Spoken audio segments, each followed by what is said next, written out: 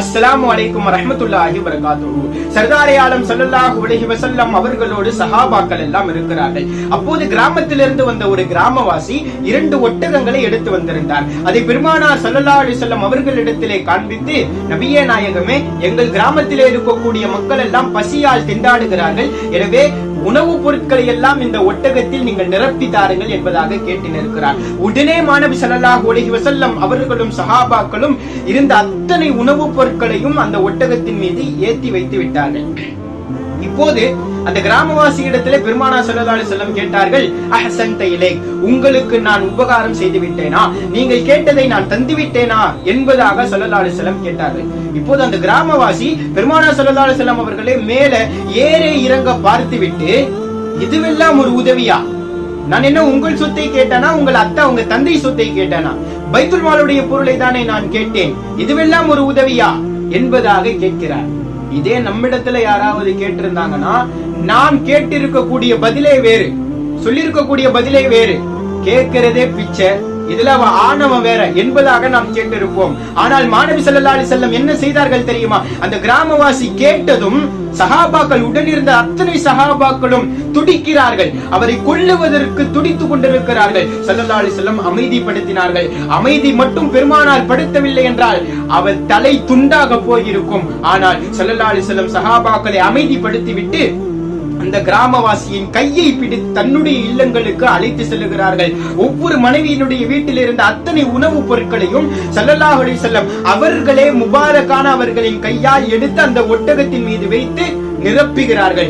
இறுதி வீட்டில் இருந்த அனைத்து உணவுப் பொருட்களையும் ஏற்றி வைத்ததற்கு பின்னால் ஒட்டகம், 2 ஒட்டகமும் நிரம்பி விடுகிறது. இப்போது ஸல்லல்லாஹு அலைஹி வஸல்லம் கேட்டார்கள், அஹ்ஸன்த இலைக், இப்போதாவது நான் உங்களுடைய உள்ளத்தை, உங்களுடைய மனதை திருப்திப்படுத்தி விட்டேனா, உங்களுக்கு உதவி செய்து விட்டேனா, உங்களுக்கு உபகாரம் செய்து விட்டேனா என்பதாக கேட்கிறார்கள். அப்போதுதான் அவர் மன நிறைவோடு ஜஸாக்கல்லாஹ் என்பதாக அவர் சொன்னார். இப்போது ஸல்லல்லாஹு அலைஹி வஸல்லம் அவர்கள் அந்த சஹாபியை ஏற்கனவே அதே கேள்வியை தான் கேட்டார்கள். அப்போது அவர் மன நிறைவு இல்லை, இப்போது அவர் மன நிறைவோடு திரும்புகிறார். இப்போது ஸல்லல்லாஹு அலைஹி வஸல்லம் அவர்களின் பண்பே இதுதான்.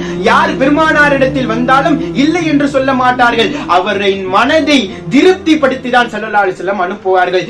இன்னொன்று என்ன தெரியுமா? இந்த சஹாபியை பெருமானார் ஸல்லல்லாஹு அலைஹி வஸல்லம் சஹாபாக்களுக்கு மத்தியிலே அழைத்து சென்று அவரை ஸல்லல்லாஹு அலைஹி வஸல்லம் அவர்களின் தோழர்கள் தவறாக எண்ணிக்கொண்டிருந்தார்கள். ஸல்லல்லாஹு அலைஹி வஸல்லம் அவர்களை திட்டியதும், இதுவெல்லாம் ஒரு உதவியா என்று கேட்டதும் அவரை கொல்ல முயற்சித்தார்கள் அல்லவா? எனவே இவரை குறித்து சஹாபாக்களின் உள்ளத்திலே ஒரு விரோதம் இருக்கிறது, அதையும் நான் அழித்து தீருவேன், அனைவருடைய உள்ளத்திலும் இவரை குறித்து அன்புதான் இருக்க வேண்டும் என்று ஸல்லல்லாஹு அலைஹி வஸல்லம் நினைத்து, இதுவெல்லாம் யாரும் நினைக்கவே முடியாது, எவ்வளவு உன்னதமானவர்களுக்கு கூட நினைக்க முடியாது, அனைத்து சஹாபாக்களுக்கு மத்தியிலேயும் அந்த கிராமவாசியை அழைத்து ஸல்லல்லாஹு அலைஹி வஸல்லம் கேட்டார்கள். அவர் அதே பதிலை தான் சொன்னார்கள்.